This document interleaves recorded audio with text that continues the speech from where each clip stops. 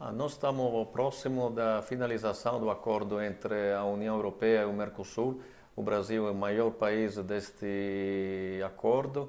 Penso que é a maneira melhor para impulsionar as relações comerciais e a Itália pode ser o principal parceiro, como já é um dos principais parceiros na Europa. Penso que nós temos que trabalhar neste sentido com o Sistema Itália, melhorando um pouquinho a presença aqui do Instituto Comércio Exterior, da embaixada, da rede consular e valorizando muito as câmaras de comércio italianas no Brasil, que tem uma rede muito forte e influente.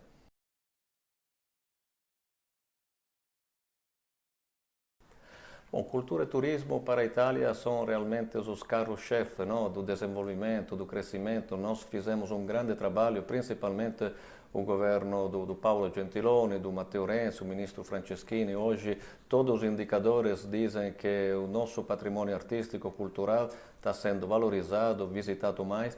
Temos muita afinidade com o Brasil no lado cultural, na tradição, da arquitetura, da ciência, da música. Podemos realmente valorizar isso com projetos específicos, aproximando mais as universidades entre Itália e Brasil e valorizando a presença no Brasil da grande colônia italiana.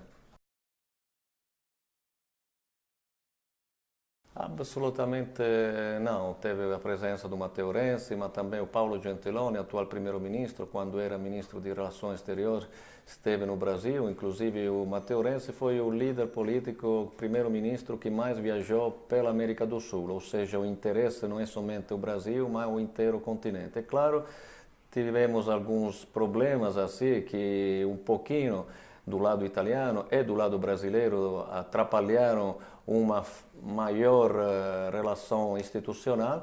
Penso que nós podemos agora, no próximo ano, depois das eleições italianas e brasileiras, fortalecer estes laços institucionais e políticos tão importantes para a relação entre os dois países.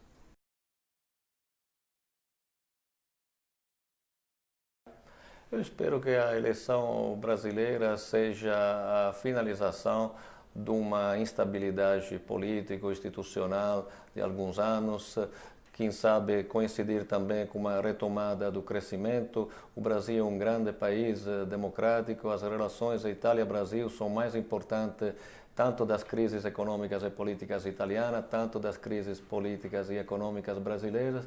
Então eu sou muito confiante que este ano vai ser um ano de mudanças, de fortalecimento da democracia, tanto na Itália quanto no Brasil, e que a partir do ano que vem as nossas relações serão mais consolidadas, fortes e agressivas dos dois lados.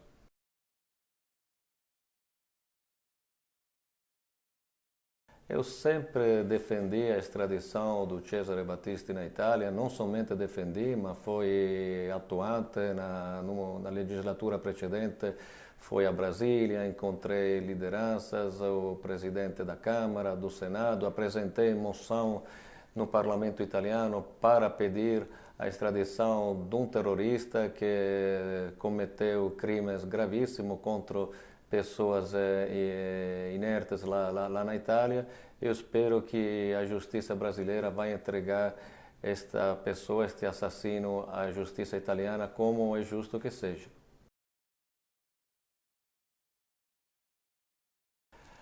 Penso que aquela decisão foi equivocada, foi o ato final, é a pior coisa que poderia ter feito então o presidente Lula, aceitando uma indicação do então ministro da Justiça, Tarso Genro. Eu penso que o Brasil pode reverter aquela decisão, que o Battisti pode ser devolvido à Itália. As relações Itália-Brasil são relações de países irmãos e penso que nestas relações o Brasil tem que respeitar as decisões da justiça italiana, como nós respeitamos aquela da justiça brasileira.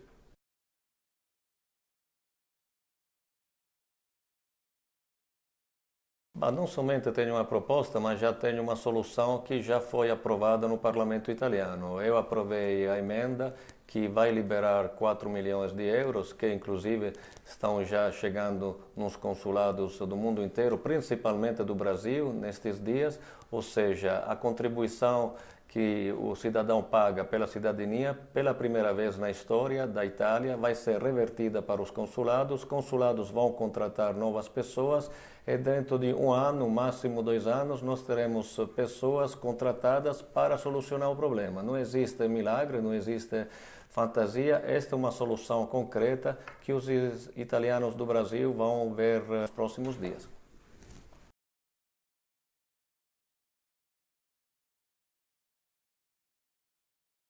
Não, eu fui contra esta decisão, esta proposta que foi feita inclusive no Senado pouco tempo atrás. Eu, através do meu grupo, do grupo do Partido Democrático, consegui abarrar esta proposta.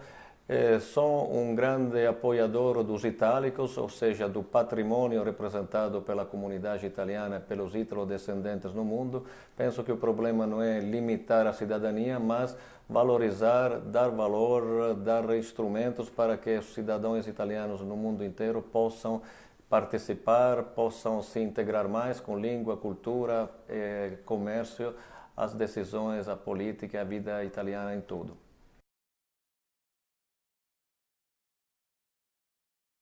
Eu sempre falei que o Ius Soli não é em contradição com o Ius Sanguinis. Se hoje no Brasil, na Argentina, no mundo inteiro, os italianos são tão integrados nestes países, é porque o Ius Soli permitia aos italianos de se tornar cidadãos do mundo. Então temos que ter a mesma abertura que os outros países tiveram em relação aos italianos, os italianos têm que ter em relação aos estrangeiros. Não é um Ius Soli aberto, o Ius Soli que estamos propondo é um Ius Soli temperado, somente depois de 5 anos, somente para que fiz um curso de escolástico completo, e neste sentido o Ius Soli e o Ius Sanguinis são uma força pelo crescimento futuro da Itália.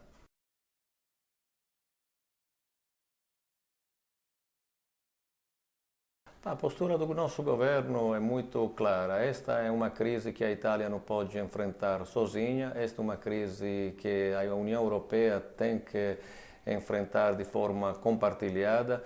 Os imigrantes que chegam na Itália devem ser distribuídos nos demais países europeus e devem ser acolhidos pela Itália na medida que existe a possibilidade de acolher estas pessoas, emprego, saúde e quanto mais. Uma política europeia, uma política compartilhada neste sentido é a única resposta séria que nós podemos oferecer para um problema mundial, um problema que o Papa Francisco nunca esqueça de nos lembrar, porque a política é também a solução das pessoas, dos problemas das pessoas mais pobres e mais injustiçadas.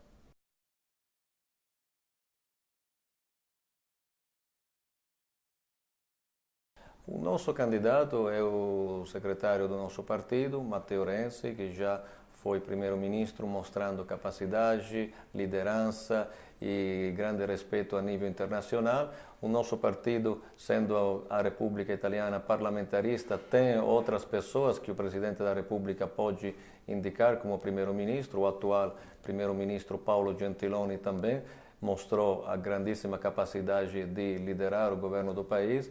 Então, o meu candidato é o Matteo Renzi, mas tenho certeza que o Partido Democrático pode oferecer também outras soluções ao Presidente da República no momento que ele vai indicar alguém para governar o país, a nossa Itália.